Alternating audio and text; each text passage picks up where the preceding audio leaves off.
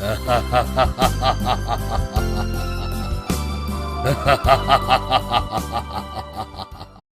बार एक गाड़ी में राहुल अपनी बहन रमा और माता पिता के साथ जा रहा होता है। राहुल और रमा एक दूसरे से बहुत लड़ते थे। तभी चलते चलते उनकी गाड़ी झटके मारने लग जाती है। राहुल के पिता शंकर, जो कि कार चला रहे होते हैं, राहुल से बोलते हैं, अरे राहुल बेटा, ये गाड़ी ऐसे झटके क्यों मार रही है? कहीं खराब तो नहीं हो गई? क्या बात करते हैं पिताजी, ये तो नई कार है, ये कैसे खराब हो जाएगी? वैसे सुना है इस रास्ते में चुड़ैलें होती हैं। तभी उसकी नजर पेट्रोल मीटर पर पड़ती है। अरे पिताजी, लगता है पेट्रोल खत्म होने वाला है। आप जल्दी से गाड़ी किसी पेट्रोल पंप पर ले लीजिए ताकि हम गाड़ी में पेट्रोल डलवा लें। तभी रमा हंसने लगती है और बोलती है, पिताजी आप भी कहाँ इस कंगले की गाड़ी लेकर आ गए? इसकी गाड़ी में कभी पेट्रोल रहता भी है? अपनी सारी तनख्वाह तो ये अपनी गर्लफ्रेंड पर खर्च कर देता है, कंगला कहीं का। खुद भूत जैसा है और चुड़ैलों की बातें करता है। रमा की इस बात पर राहुल को गुस्सा आ जाता है और वो रमा को बोलता है, बहुत हंसी आ रही है, घर चल, तेरे दांत वहीं तोड़ूंगा। मैं हमेशा पेट्रोल का टैंक फुल करवाता हूँ, अब पेट्रोल ही महंगा हो गया तो मैं क्या करूँ? और रही चुड़ैलों की बात, तेरे से बड़ी चुड़ैल है कोई दुनिया में? तभी तो कोई चुड़ैल हमारे पास नहीं आती। डर जाती है तेरी जैसी चुड़ैल को देख के, चुड़ैल कहीं की। तभी उन दोनों की बातें सुनकर कामिनी बोलती है, ओहो, तुम दोनों भी ना लड़ने का मौका नहीं छोड़ते हो, चुप करो। और सुनो जी, आप गाड़ी जल्दी से पेट्रोल पंप पर ले चलो, कहीं धक्के लगवा दो बीच रास्ते में। तभी शंकर को पेट्रोल पंप दिखाई देता है और वो गाड़ी पेट्रोल पंप के अंदर ले जाता है और पेट्रोल भरने वाले को बोलता है, अरे सुनो भाई, गाड़ी का टैंक फुल कर दो। पेट्रोल भरने वाला उन्हें बड़ी हैरानी से देखता है। ये देख राहुल उससे पूछता है, अरे भाई ऐसे क्या देख रहे हो? हम कोई मंगल ग्रह से आए हैं क्या? हैं? अरे नहीं भैया, इतने महंगे दामों पर कई दिनों बाद ऐसा कोई बंदा मिला है जो टैंक को फुल करने की बात कर रहा है। नहीं तो सबकी जेब ही खाली हो गई है, सब थोड़ा थोड़ा ही लेते हैं आजकल। वो लोग बात कर ही रहे होते हैं कि तभी रमा गाड़ी से उतरती है और पानी लेने दुकान की तरफ जाती है। उसे ऐसे जाते देख राहुल बोलता है, अरे रमा, कहाँ मरने जा रही है? गाड़ी में बैठ जा। क्या मुसीबत है? अरे अब क्या पानी भी लेने ना जाऊं? पानी खत्म है हमारे पास। ऐसा कहकर रमा गुस्से में पानी लेने जाती है। रमा जैसे ही टॉयलेट के पास से निकलती है, उसे बहुत जोर की बदबू आती है। ओहो, कितनी गंदी बदबू है, ये इंडिया में कोई नहीं सुधरने वाला।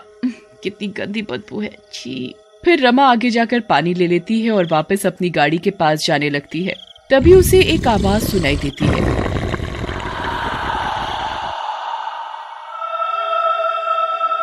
जैसे कोई उसे बुला रहा हो। आवाज सुनकर रमा रुक जाती है। तो तू है राहुल के बच्चे? अभी रुक, बताती हूँ। पापा से कह तेरी पिटाई करवाऊंगी, ज्यादा डराना आ रहा है तुझे? लेकिन जैसे ही रमा पलटती है, उसके सामने एक चुड़ैल खड़ी होती है और उसे देखकर हंस रही होती है। आओ रमा, मैं तुम जैसी किसी का कई दिनों से इंतजार कर रही थी। इससे पहले रमा कुछ समझ पाती, चुड़ैल उसके अंदर समा जाती है। चुड़ैल के समाते ही रमा की आंखें लाल हो जाती हैं और वो वहां से गाड़ी की तरफ चल देती है। रमा गाड़ी के पास पहुंचती है और बिना किसी से कुछ कहे चुपचाप गाड़ी में बैठ जाती है। तभी राहुल उसे बोलता है, आ गई चुड़ैल, इस बार मैंने पूरा टैंक फुल करवाया था।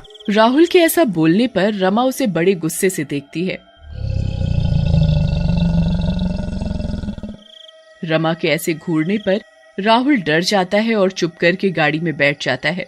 घर पहुंचने पर भी रमा किसी से कुछ नहीं कहती और अपने कमरे में चुपचाप जाकर सो जाती है। रात में राहुल सो रहा होता है, तभी उसको अपना दरवाजा खटखटाने की आवाज आती है, जिसे सुनकर वो उठ जाता है। ओहो, ये मम्मी भी ना, इन्हें चैन नहीं है, रात में भी जरूर कोई काम करने के लिए बोलेगी। राहुल बेड से उठता है और दरवाजा खोलता है। उसके सामने रमा खड़ी होती है और उसके दो सर होते हैं, एक चुड़ैल वाला और एक उसका।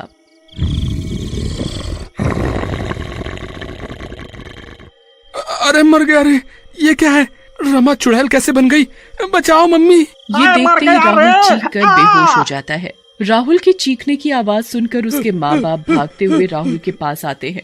उधर रमा भी चुपचाप अपने कमरे में चली जाती है। अगली सुबह जब राहुल को होश आता है तो उसकी माँ कामिनी उससे रात के बारे में पूछती है। अरे राहुल, मेरे बेटे, क्या हो गया था? रात में तुम बेहोश कैसे हो गए थे? ये क्या मजाक है राहुल? भला अपनी बहन के लिए कोई ऐसे बोलता है? तू नींद में होगा तभी कहती हूँ रमा को चुड़ैल मत बोला कर, इसलिए तेरे साथ ऐसा हुआ। फिर कामिनी वहाँ से चली जाती है, लेकिन राहुल मन ही मन बहुत ज्यादा घबरा जाता है और अपने दोस्तों से मिलने के लिए घर से बाहर चला जाता है। उधर रमा को भूख लगती है और वो कामिनी के पास जाती है। मुझे भूख लगी है, खाना दो। हाँ हाँ मेरी प्यारी लाडो, बनाती हूँ रोटी, तू बैठ। उसके बाद कामिनी रमा के लिए रोटी बनाने लगती है।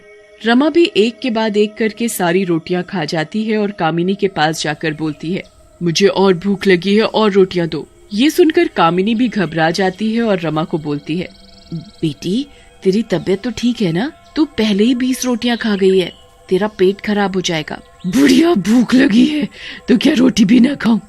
चल बना रोटी मेरे लिए। रमा के मुंह से ये बात सुनकर कामिनी डर जाती है और फिर से रोटियां बनाने लगती है।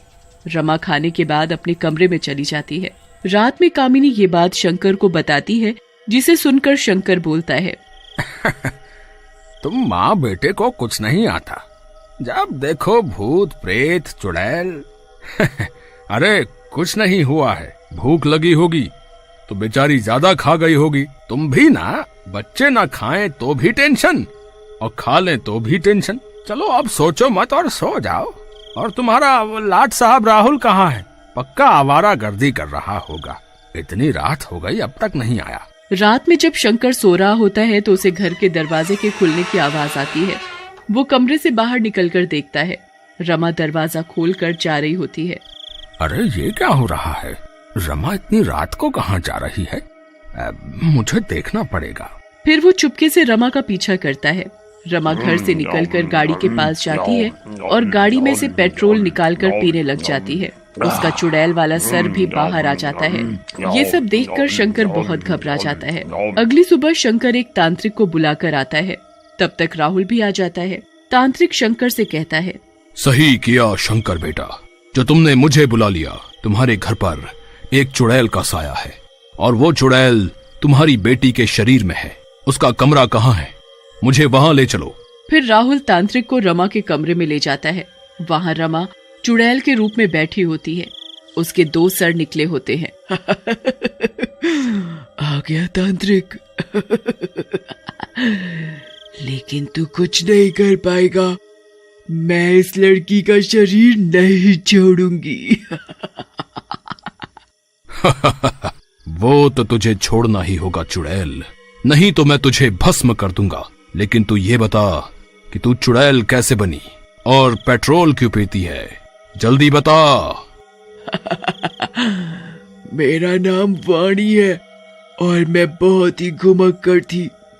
अपनी कमाई का ज्यादातर हिस्सा मैंने अपने घूमने में लगा दिया, लेकिन जब से ये पेट्रोल महंगा हुआ मेरी कमाई घट गई।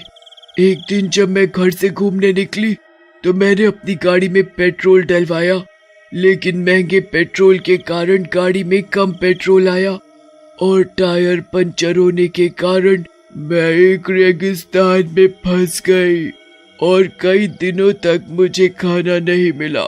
भूखे होने के कारण मैंने गाड़ी में पड़ा हुआ पेट्रोल ही पी लिया और मेरी मौत हो गई। बस तब से मैं दूसरों के शरीर पर कब्जा करती हूँ ताकि घूम सकूं और पेट्रोल पीती रहूं। मुझे पेट्रोल की खुशबू बहुत अच्छी लगती है।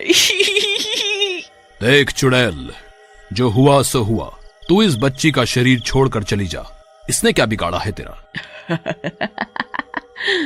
इसे मैं नहीं छोड़ूंगी। ये लड़की ही मेरी सारी इच्छाएं पूरी कर सकती है। मैं नहीं छोड़ूंगी इसे। लेकिन तभी तांत्रिक अपने पास से एक बोतल निकालता है। उसमें थोड़ा सा पेट्रोल होता है और पेट्रोल की खुशबू से चुड़ैल उस बोतल में खींची जाती है और उसमें कैद हो जाती है। चुड़ैल, मैंने तुझे एक मौका दिया था, लेकिन तूने मेरी बात नहीं मानी। अब रह इस कैद में। चुड़ैल के निकलते ही रमा भी ठीक हो जाती है और राहुल से बोलती है, कुत्ते, ये तूने मेरे मुंह पर क्या लगाया है? मम्मी, ये भस्म इसने ही लगाई है ना? मैं तुझे छोड़ूंगी नहीं, तू रुक जा। अरे बहन, तू ठीक हो गई? अरे मम्मी, मुझे कुत्ता कह रही है, मतलब ये ठीक हो गई? फिर सब हंसने लगते हैं और तांत्रिक चुड़ैल को लेकर चला जाता है।